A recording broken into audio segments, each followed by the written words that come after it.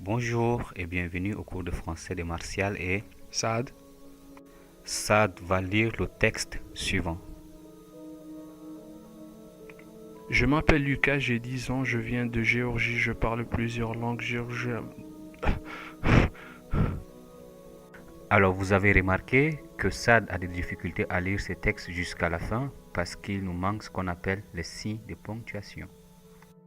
Alors en français, les signes de ponctuation sont très importants pour la compréhension et la lecture d'un texte.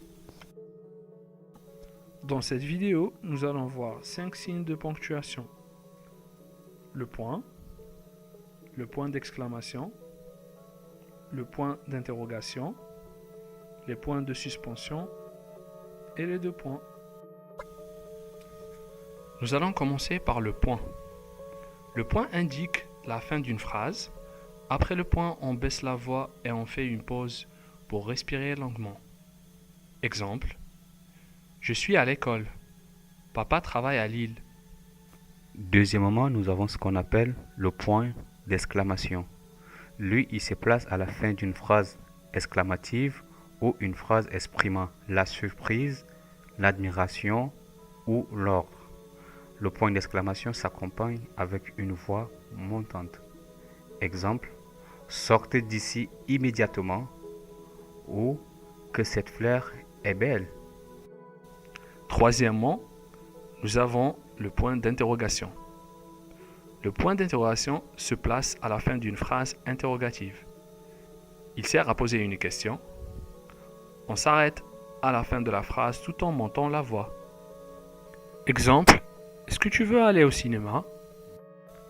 Alors, en quatrième position, nous avons les points de suspension.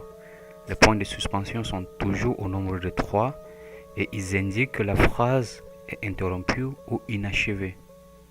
La phrase commencée et abandonnée. Exemple, attends que il va me rendre fou. Ils indiquent une hésitation en cours de phrase. Exemple, elle est partie hier matin. Cinquièmement, nous avons les deux points. Les deux points sont utilisés pour exprimer un discours direct ou un dialogue. Exemple, il dit « Je suis amoureux de ma femme ».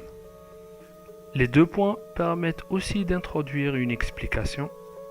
Par exemple, « Je suis en retard. J'ai raté mon bus de 9 heures ». Enfin, ils permettent d'introduire une citation. Par exemple, Saint Augustin dit « La mesure de l'amour, c'est d'aimer sans mesure ». Voilà, nous sommes arrivés à la fin de cette vidéo sur les signes de ponctuation. Nous espérons que vous avez compris et pour vous entraîner, nous vous demandons de faire l'exercice sur le texte que Saad a essayé de lire au début. Merci et à bientôt.